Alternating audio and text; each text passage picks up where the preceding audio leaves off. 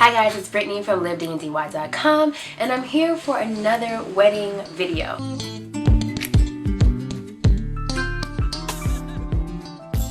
So as you know, I'm getting married September 4th, 2016 on Labor Day weekend, you guys. It's going to be great. And I want to share with you some of the things that I'm doing for my wedding.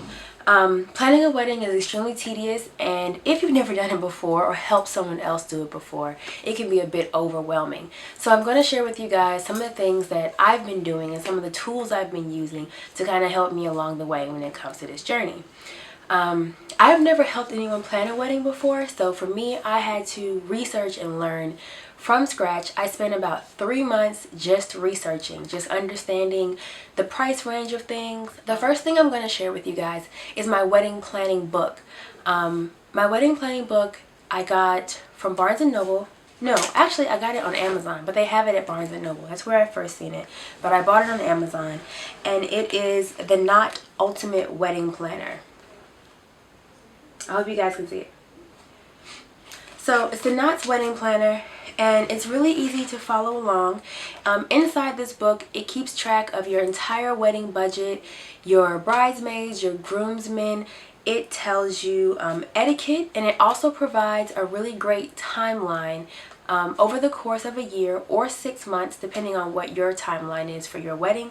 It tells you what you should be doing at each kind of milestone, at month 6, at month 3, and things like that, until you get up to the day of the wedding. For my planner, what I did to kind of personalize it and make it a little easier for me to use was I bought these tabs, and I tabbed the budget, I tabbed the timeline, this is bridal party, contacts. I tabbed all those things because the idea is that the closer we get to the wedding, and when it comes to my wedding day, I will not be the person in charge of all of this. So I wanted it to be really easy for, in my case, my sister to handle everything and know what's happening when, where she can find my vendor contacts, where she can find my bridesmaids contacts, and all of those things. And I want to be able to keep a track of my budget.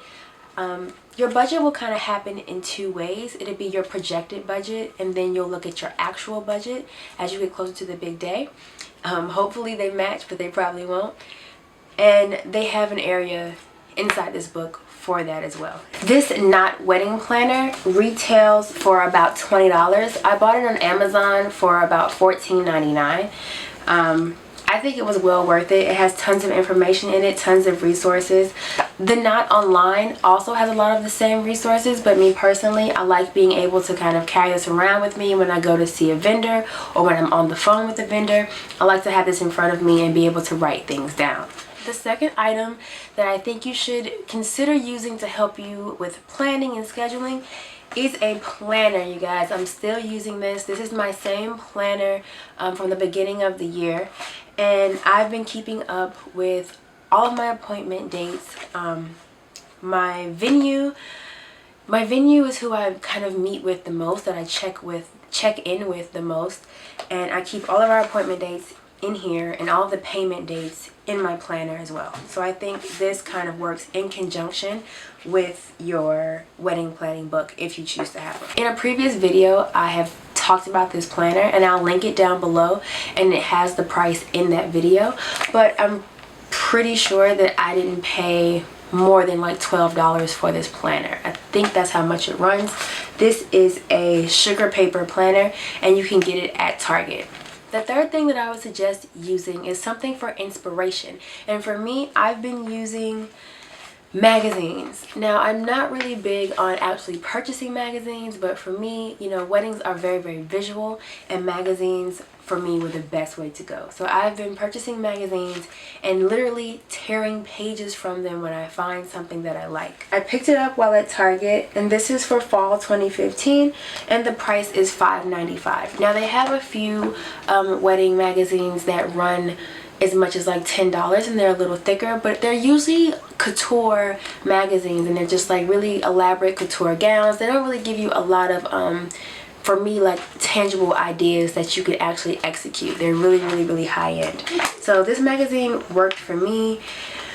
It had a lot of unique elements to it as far as decor and things of that nature, makeup tips, romantic hair, stunning jewelry ideas, top picks for food and music and more, and 739 effortless ways to party in style. So this magazine was great, and it was about $6. Only thing I don't like about a lot of the bridal magazines is that there are not many people in them that look like me.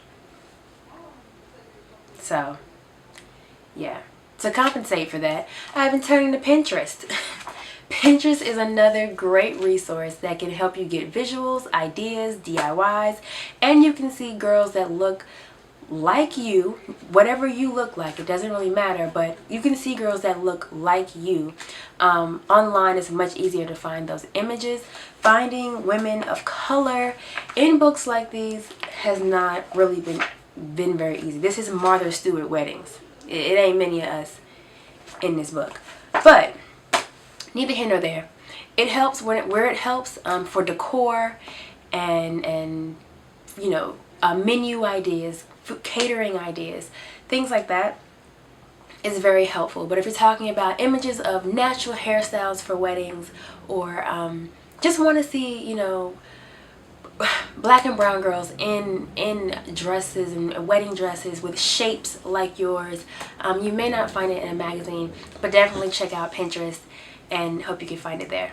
So in here you'll see different examples of like wedding dresses and makeup and jewelry, and if you see something that you like, I would suggest just tearing it out and even pasting it into your wedding planning book. There's a section in here where you can paste your inspiration if you want to. I don't do that. I just kind of like tear them out and keep them scattered on my desk somewhere, but it's always an option. And I've also been stopping in places like David's Bridal or other bridal boutiques and picking up a lot of their literature and books like this, so I could pick out my bridesmaid dresses and just get an idea of the styles that I want.